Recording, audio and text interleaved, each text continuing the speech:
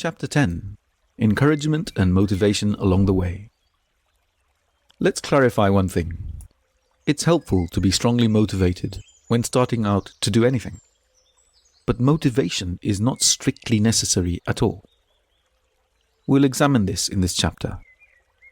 It's a very common mistake for people to feel that motivation needs to be kept up throughout their efforts in anything, whether it be studying, work, or home life.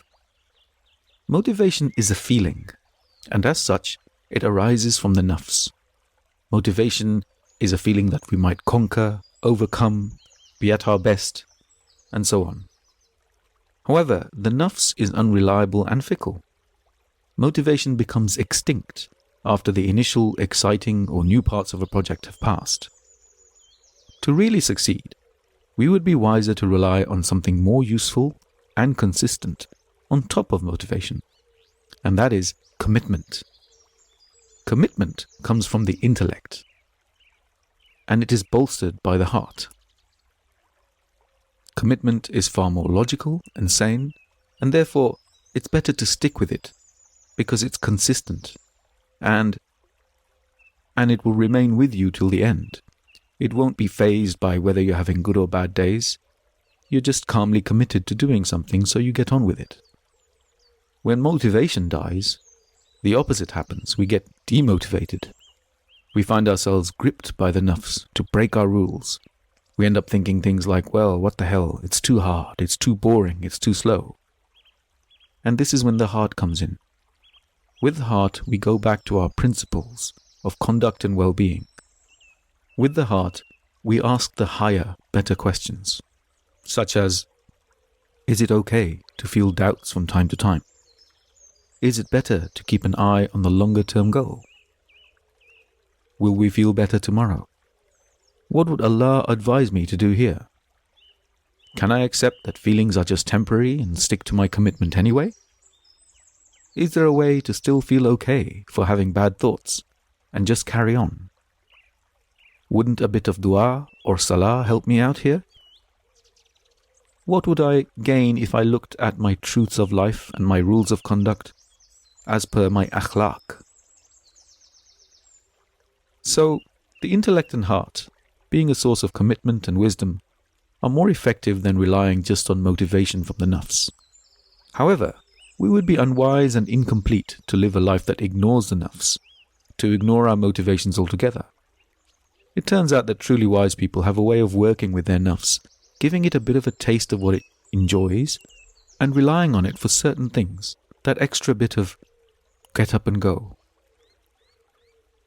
Whether that be a sense of victory, pride, celebration, security, and so on.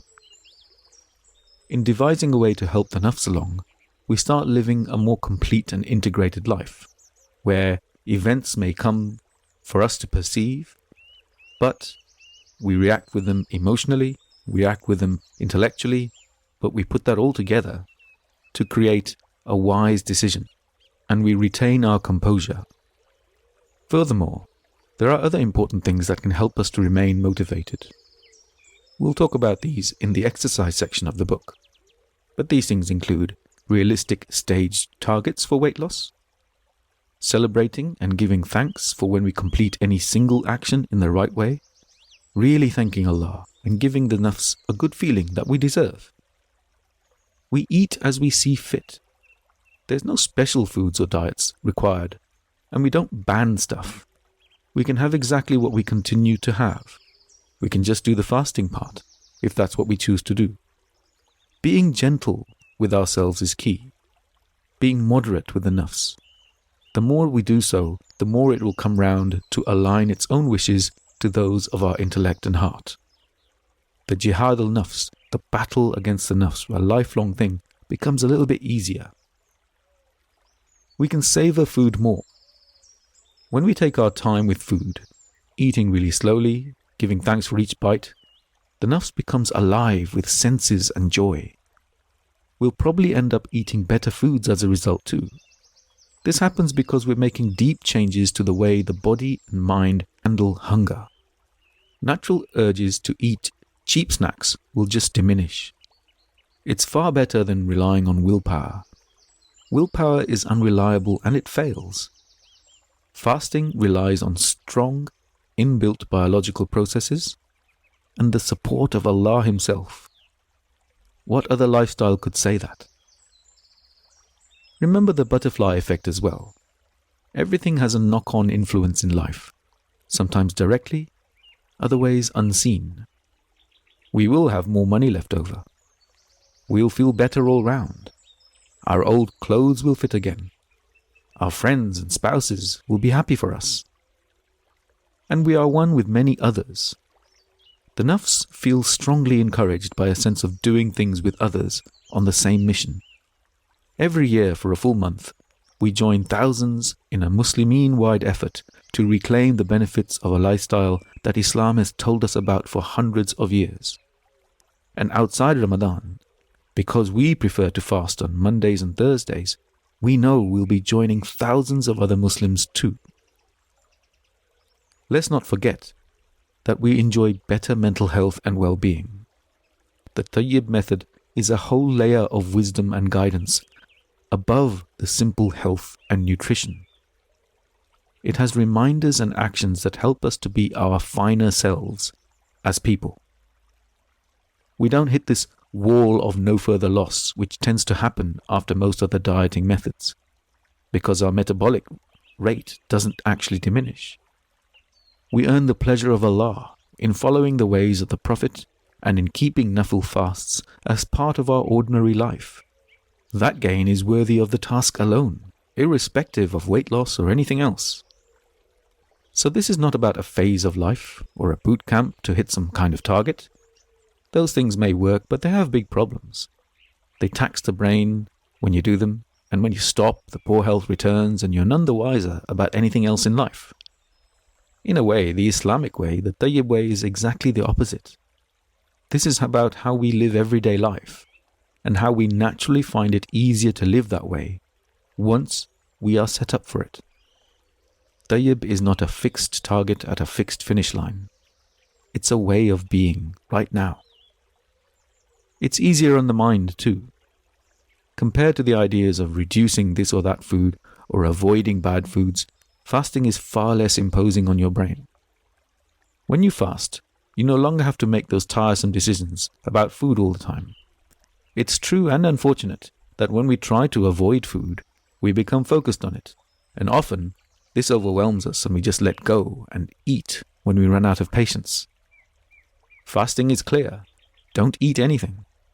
And in a Muslim fast, you don't even drink anything. For a health-only fast, you can drink water and tea and herbal teas, but those are not Muslim fasts as such. We'll discuss those a bit later. They're not un-Islamic. They are merely fasts where you take fluid and you're doing it just for health. And let's not forget that for us Muslims, fasting is easier because we don't set the rules internally. Allah gives us the rules for when we fast through Islam. We often break our own rules because we don't really have that much control of ourselves. But when Allah sets rules, our Maker, we have far more respect for those. So in a way, isn't it a wonderful gift from Allah that He offers us this opportunity to fast, sets the rules for us? When we let go of our own rules, which are so easily broken in moments of fatigue or frustration, we get to live by Allah's rules instead, eating and drinking when He has said, in a way He has described very clearly. The amount of mental energy freed up is phenomenal. In fact, the extra joy you see in people who fast, after having tried so many diets before, is because of this very factor. Their cognitive load, the amount of decisions they have to make, is vastly reduced. The mind feels lighter and unburdened when it no longer has to make difficult or tawdry decisions over which foods are tempting and which ones to avoid. A load feels lifted. When you start the Tayyib way, you get to go and live your life and have the mental space to do all the things that you want, feeling wonderful because you have finally taken care of one very important thing that has been so difficult until now. May this be indeed what we all discover. Ameen.